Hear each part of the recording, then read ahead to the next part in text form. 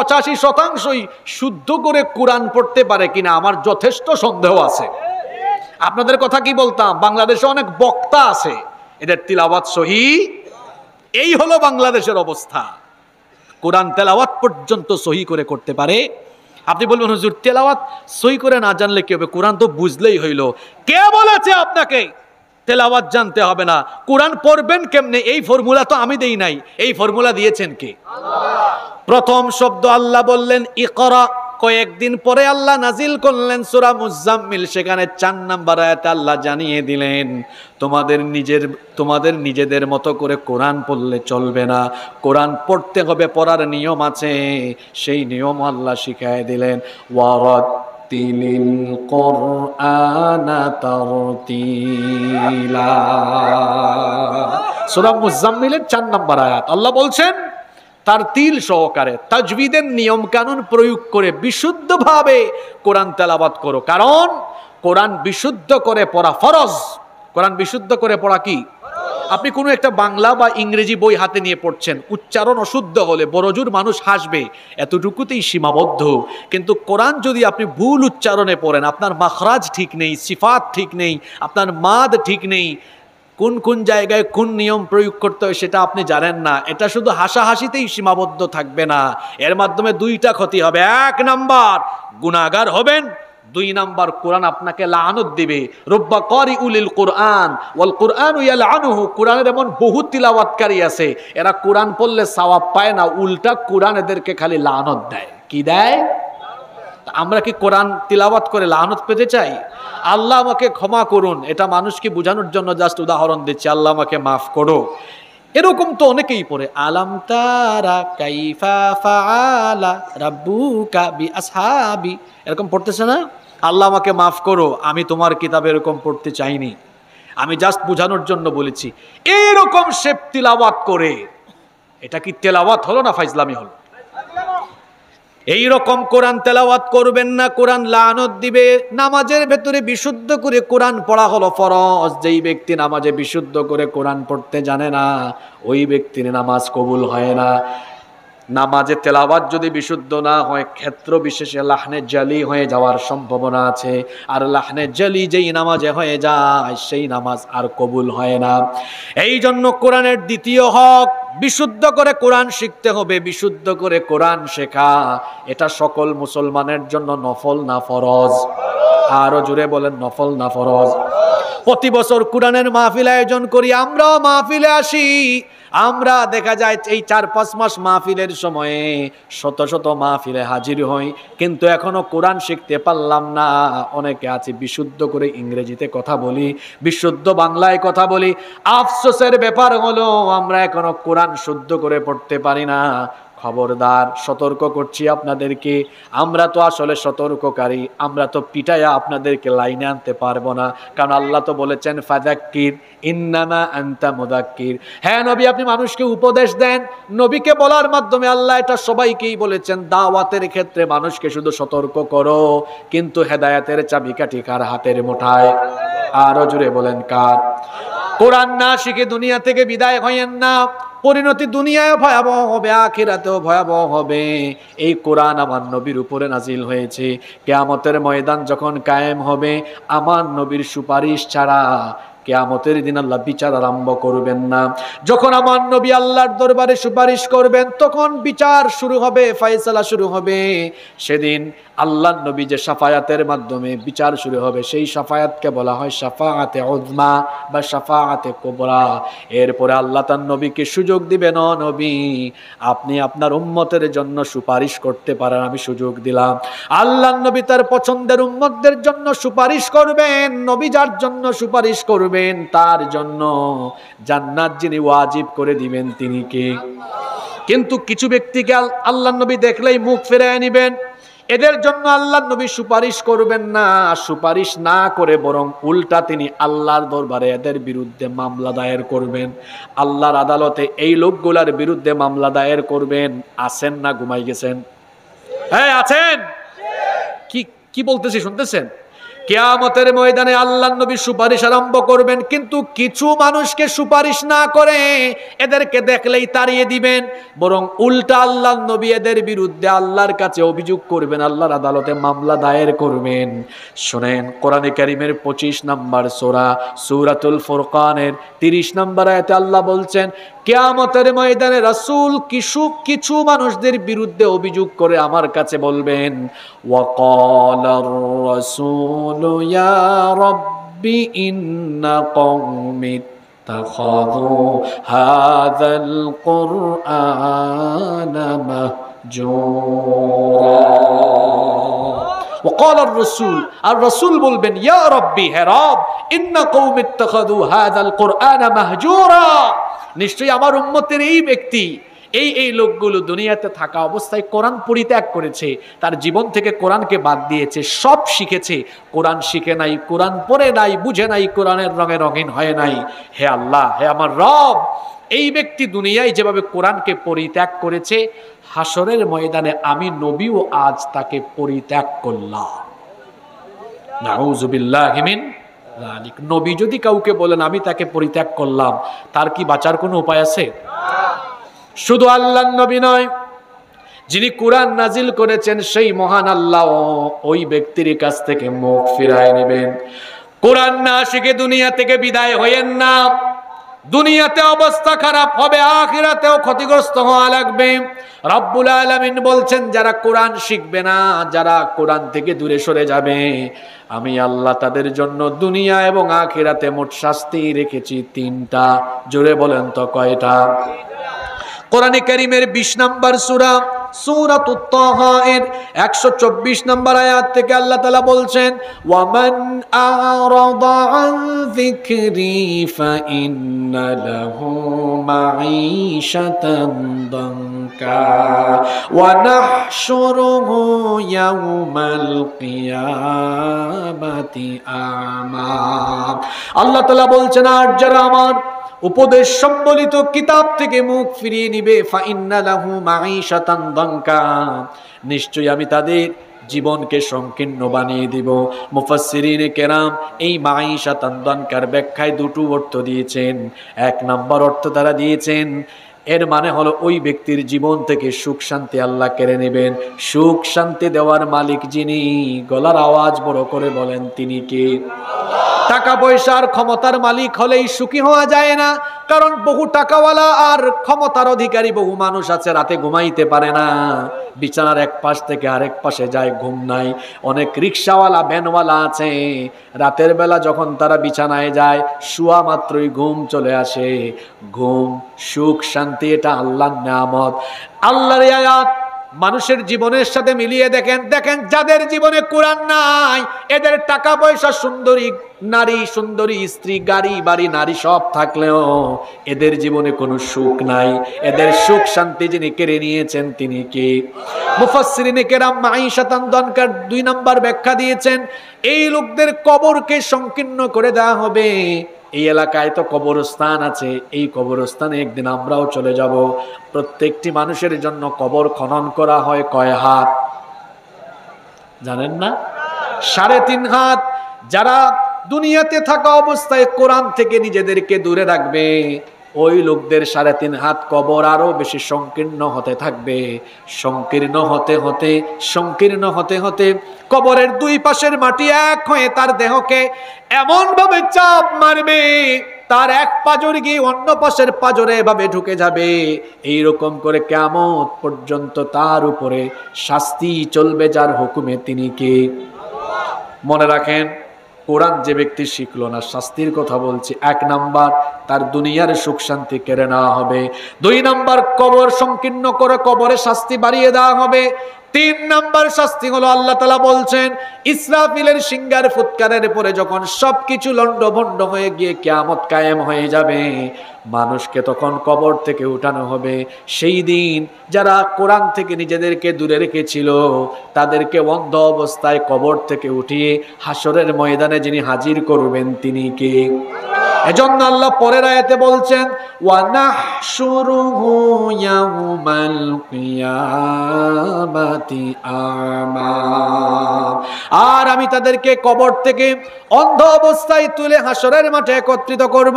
এই সলিমউদ্দিন কলিমউদ্দিন যখন অন্ধ অবস্থায় কবর থেকে উঠবে তখন তারা আল্লাহর কাছে অভিযোগ করে বলবে ক্বালা রাব্বি লিমা হাশারতানি আমা ওয়া ক্বাদ কুনতু বাসীরা, হে রব তুমি আমাকে অন্ধ করে দিয়েছো কেন? দুনিয়াতে তো আমি অন্ধ ছিলাম না, চশমা ছাড়াই আমি চোখে দেখতাম, কেন আমাকে অন্ধ করে দিলে? আল্লাহ তখন তাকে বলবেন কাযালিকা আতাতকা আয়াতুনা ফানাসিতাহা ওয়া কাযালিকাল ইয়াউমা তুনসা। আল্লাহ বলবেন তুমি তো দুনিয়াতে যখন ছিলে তোমাকে চক্ষু দিয়েছি, সব দেখেছো তুমি, কিন্তু তুমি আমার কোরআনকে দেখো নাই। কোরআনকে তুমি দুনিয়াতে ভুলে গিয়েছিলে। তুমি যেভাবে দুনিয়াতে থাকা অবস্থায় আমার কিতাব কোরআনকে ভুলে গিয়েছিলে, আজ হাসরের মাঠে তোমার মতো গোলামকে আমি আল্লাহ ভুলে গেলাম। ঠিক কইেন না, বুঝার চেষ্টা করেন কথাগুলো। একটু আগে বললাম নবী মুখ ফিরাইয়া নিলেন, এখন আল্লাহ মুখ ফিরাইয়া নিলেন।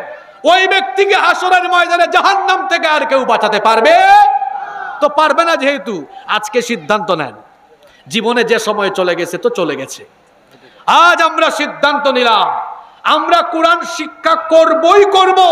কোরআন শিক্ষা আমাদের জন্য নফল নয়, ফরজ বানিয়ে দিয়েছেন কে? এখানে ধরেন 100 জনের মধ্যে 95 জন তিলাওয়াত পারবে না।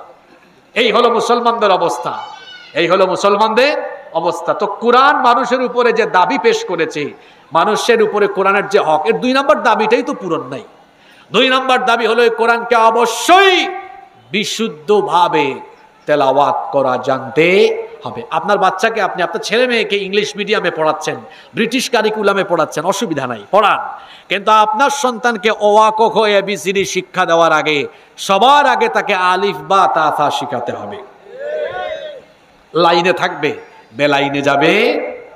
নাম্বার 3, মানুষের উপরে কোরআনের 3 নম্বর হক হলো কোরআন আপনি বিশুদ্ধভাবে শিখে ফেলেছেন, এবার বেশি বেশি তেলাওয়াত করবেন এবং শুনবেন। কোরআন তেলাওয়াত করতে হবে। কোরআন তেলাওয়াত মুমিনের স্বভাব। যারা কোরআন তেলাওয়াত করে না এদের অন্তরে নিফাক ঢুকে যায়, মুনাফিকের রূপ বাসা বাঁধে।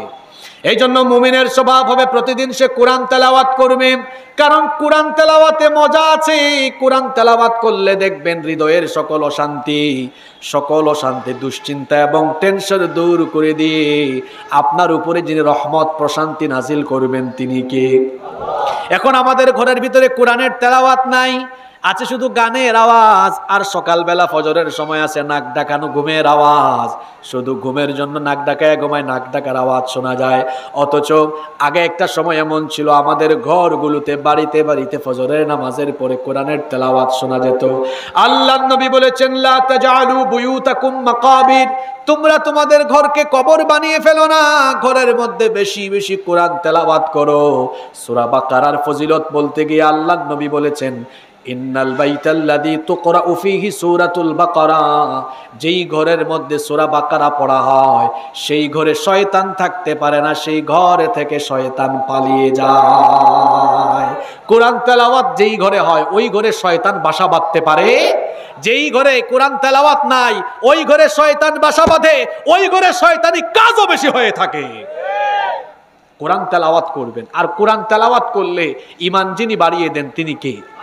ইন্নামাল মুমিনুনাল্লাযীনা ইযা যুকিরাল্লাহু ওয়াজিলাত কুলুবুহুম ওয়া ইযা তুলিয়াত আলাইহিম আয়াতুহু যাদাতহুম ঈমানা ওয়া আলা রাব্বিহিম ইয়াতাওয়াক্কালুন। আল্লাহ তাআলা বলছেন নিশ্চয়ই মুমিন হলো তারা যাদের সামনে আল্লাহর নাম উচ্চারিত হলে পরে তাদের দিল আল্লাহর ভয়ে কেঁপে ওঠে, আর কোরআনের তেলাওয়াত হলে পরে যাদের ঈমান আরো বেড়ে যায়। কোরআন মানুষের ঈমান বাড়ায়। কোরআন মানুষের কি বাড়ায়? ঈমান বাড়ায়। এজন্য বেশি বেশি কোরআন তেলাওয়াত করবেন, আর সময় পেলে কোরআনের তেলাওয়াত শুনবেন। হৃদয়ে প্রশান্তি দান করবেন কে? নাম্বার 4, মানুষের উপরে কোরআনের 4 নাম্বার যে দাবি, একটা ক্লাস টেস্ট হয়ে যাক, দেখি আগের 3টা কারা মনে রেখেছেন। মানুষের উপরে কোরআনের 1 নাম্বার হক কি বলেছিলাম? আমাদের সভাপতি সাহেব বড় অ্যাক্টিভ, আমি এ ধরনের সভাপতি বাংলাদেশে দেখি নাই। আর তিনি অত্যন্ত সচেতনতার সাথে আমার মনে হয় পয়েন্টগুলো নোট করে রাখছেন। আলহামদুলিল্লাহ, আল্লাহ তাআলা ওনাকে সম্মানিত করুক। তো এটাই তো কথা, সভাপতি সাহেব আজকে তিনি বাসায় গিয়ে ওনার পরিবারের সাথে এই বিষয়টা আলোচনা করতে পারবেন। আমি আজকে মাহফিলের সভাপতি ছিলাম, সভাপতি এরকমই হওয়া উচিত, মাহফিলের সভাপতি এরকমই হওয়া উচিত, যিনি নিজে আলোচনা শুনবেন, সভাপতির মতো সভাপতি, পরে আবার বলতে পারবেন কোন হুজুর কোন বিষয়ে কথা বলেছে। এতে পরবর্তী বছর বক্তা সিলেক্ট করতে সুবিধা হবে, কারণ অনেকে আছে বক্তৃতায় হুদাই সময় কাটায়, আছে না এরকম? চিল্লা চিল্লি লাফালাফি দরকার নেই। 1 নাম্বার, কোরআনের উপরে পরিপূর্ণ পূর্ণাঙ্গ ঈমান আনতে হবে।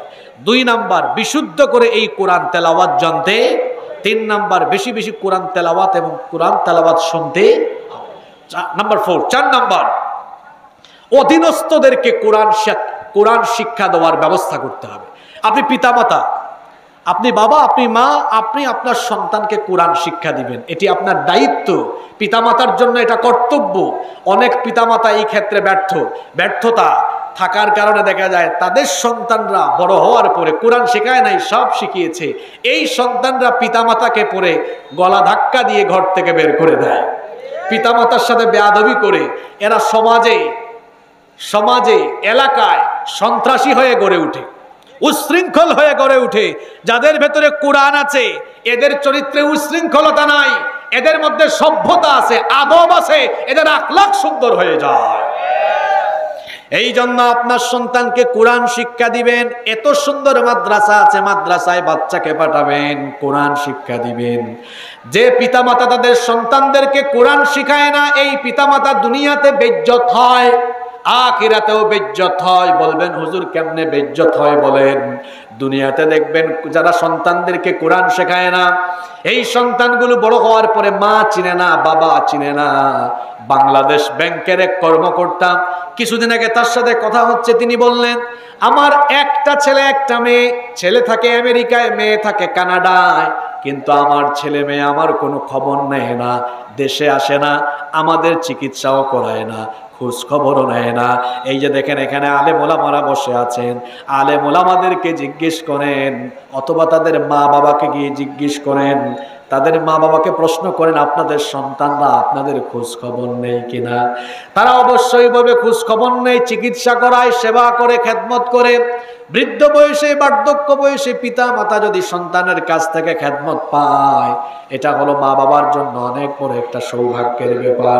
যারা সন্তানকে কোরআন শেখায় না, দুনিয়াতে এরা বেইজ্জত হয়, আখিরাতেও বেইজ্জত হবে। এই সন্তান বিপদগামী হয়ে যখন জাহান্নামে যাবে, আল্লাহ তাআলা তখন ওই সন্তানকে বলবেন তোর কি কোনো কথা আছে নাকি বল। সে বলবে আল্লাহ আমার পিতা মাতা কোথায়? আল্লাহ বলবেন তোর পিতা মাতাকে যদি আমি দেখাই, তাদেরকে যদি সামনে হাজির করি, তাহলে তুই কি করবি? ওই সন্তান তখন বলবে আল্লাহ সামনে হাজির করো, নাজআলহুমা তাহতা আকদামিনা লিয়াকুনা মিনাল আসফালিন। আমার পিতামাতাকে আমার সামনে আনো, আমার বাবা মায়ের বুকের উপরে পাড়া দিয়ে তাদেরকে পদদলিত করে, দলিত মথিত করে, তারপরে আমি জাহান্নামে যাব। এই পিতামাতা সন্তানের কাছে কিয়ামতের দিন বেইজ্জত হবে। আর যদি উল্টা কাজ করতে পারেন, সন্তানকে কোরআন শিখান, দুনিয়ায় সম্মান আছে, আখিরাতে সম্মান আছে। আপনার এই সন্তানের কারণে দুনিয়ায় আপনার মর্যাদা বাড়বে, সম্মান বাড়বে, এই সন্তান আপনার খেদমত করবে। আখিরাতেও দেখা যাবে এই সুসন্তানের কারণে আপনার মর্যাদা বেড়ে যাবে। আল্লাহ বলবেন কোরআনওয়ালা সন্তানদের পিতামাতা কোথায়? তাদেরকে যখন হাজির করা হবে, আল্লাহ বলবেন উলবিসা ওয়ালিদাহু তাজান ইয়াউমাল কিয়ামা। কোরআনওয়ালা সন্তানদের পিতামাতার মাথায় আজকে নূরের মুকুট পরিধান করানো হবে। আপনারা কি কিয়ামতে এই সম্মান চান না? জোরে বলেন চান না? সন্তানদেরকে কোরআন শেখাবেন তো? এটাও আপনার উপর একটা হক। এটা কয় নাম্বার? 4 নাম্বার 5 নাম্বার হচ্ছে যথাসাধ্য কোরআন মুখস্থ করার চেষ্টা করা। আমরা এই দায়িত্ব দিয়ে দিয়েছি হাফিজি মাদ্রাসার ছাত্রদেরকে, তোরা কোরআন মুখস্থ কর। আর আমাদের বেশিরভাগ মানুষের পুঁজি হলো 8টা 10টা 12টা সূরা মুখস্থ আমরা করেছি। একবার আমাকে একজন বলল, হুজুর নামাজের সূরাগুলো আমি শিখেছি, এতে কি এনাফ?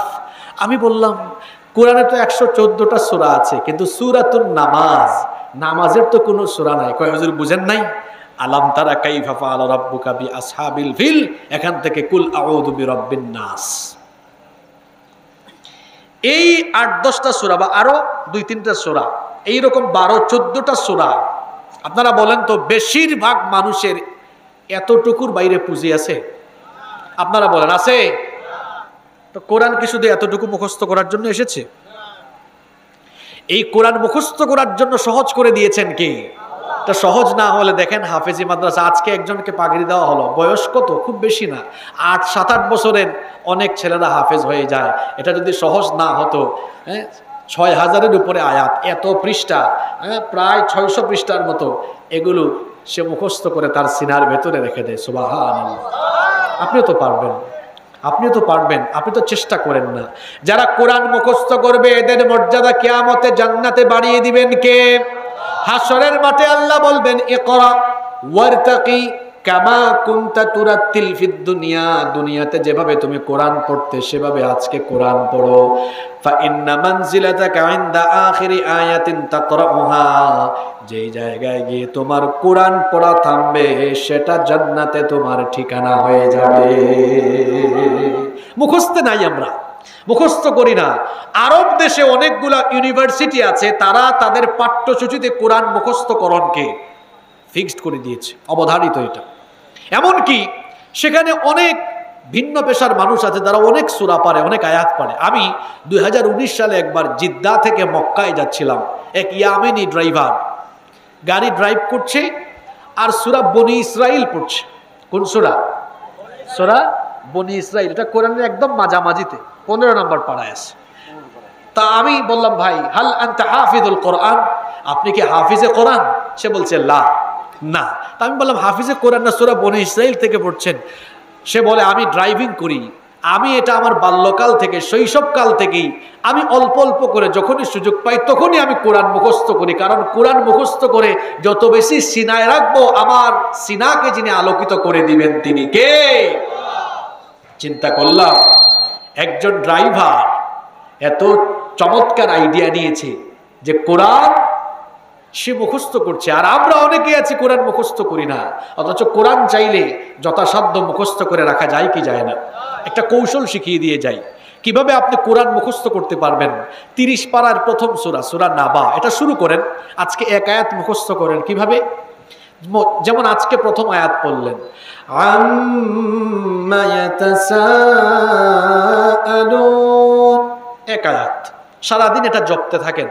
আগামীকাল আরো এক আয়াত শিখেন, আনিন নাবাইল আযীম, 2 আয়াত হয়ে গেল। পরের দিন শিখেন, আল্লাযী হুম ফীহি মুখতালিফুন, 3 নম্বর দিন কয় আয়াত হয়ে গেল? জোরে বলেন, কত হইল? 4 নম্বর দিন আরেক আয়াত শিখেন, কাল্লা সায়ালামুন। পরের দিন আরেকটা শিখেন, সুম্মা কাল্লা সায়ালামুন। আমি কথা বলতে বলতে ক্যালকুলেটরে হিসাব করে দেখলাম একদিনে এক আয়াত করে শিখলেও কোরআন মুখস্থ করতে মাত্র 17 বছর লাগবে। সুবহানাল্লাহ পড়বেন না? ডেইলি কত? ডেইলি কত? এক আয়াত মুখস্থ করা কঠিন? কঠিন না। আচ্ছা, পুরা কোরআন মুখস্থ করতে হবে বিষয়টা এমন নয়, অন্তত যতটুকু পারেন ততটুকু তো মুখস্থ রাখা দরকার, আছে না নাই? কোরআন পড়বেন, মুখস্থ করবেন, আপনার হৃদয়কে আলোকিত করে দিবেন কে? নাম্বার 6, এই পরবর্তী পয়েন্টগুলো অনেক গুরুত্বপূর্ণ। আপনারা কি 10-15 মিনিট মনোযোগী হয়ে আমাকে দিবেন? আসেন, 6 নম্বর হচ্ছে তুতা পাখির মতো শুধু কোরআন পড়লে আর মুখস্থ করলে চলবে না, কোরআন এবার বুঝতেই হবে। আল্লাহ বলছেন, আফালা ইয়াতাদাব্বারুনাল কুরআন আম আলা কুলুবিন আকফালুহা, তোমাদের কি হলো, কেন তোমরা কোরআন নিয়ে চিন্তা ভাবনা করো না, কেন গবেষণা করো না? কেন কোরআন বোঝার চেষ্টা করো না? আমাদের বাংলাদেশের অনেক মুসলমান আছে, বেশিরভাগ মুসলমানের অবস্থা হলো এমন, এদের জীবনের সাথে কোরআনের কোনো মিল নাই। আমাদের মা আম্মা জান আয়েশা রাদিয়াল্লাহু আনহাকে গিয়ে সাহাবীরা জিজ্ঞেস করলেন, আমাদের নবীর চরিত্র কেমন? তিনি বললেন, তোমাদের বাড়িতে কি কোরআন নাই? আমি তোমাদের কাছে ওয়াজ করা লাগবে না, নবীর চরিত্র কেমন, বাড়ি যাও, কোরআন খোলো, কোরআন পড়ো। কোরআন যেমন, আমার নবীর চরিত্র হলো তেমন। কোরআন যেমন, নবী, যারা বলেন এই ভাইয়েরা দিকে তাকান, কোরআন যেমন, নবী নবী তেমন, কোরআন যেমন। এটা প্রিন্টেড কোরআন, আর নবী প্র্যাকটিক্যাল জীবন্ত কোরআন। সুবহানাল্লাহ। আর আমরা কেমন? আমার একটা ঘটনা মনে পড়ছে, সুদখুরের ঘটনা বলবো। এক সুদখুর সকালবেলা ফজরের নামাজ থেকে বের হয়েছে। এমন বহু কলিমুদ্দিন সলিমুদ্দিন গাইবান্ধায়ও থাকতে পারে, এরা দেখা যায় নামাজেও সামনের কাতারে, সুদ খাওয়ার বেলায়ও সামনের কাতারে গো।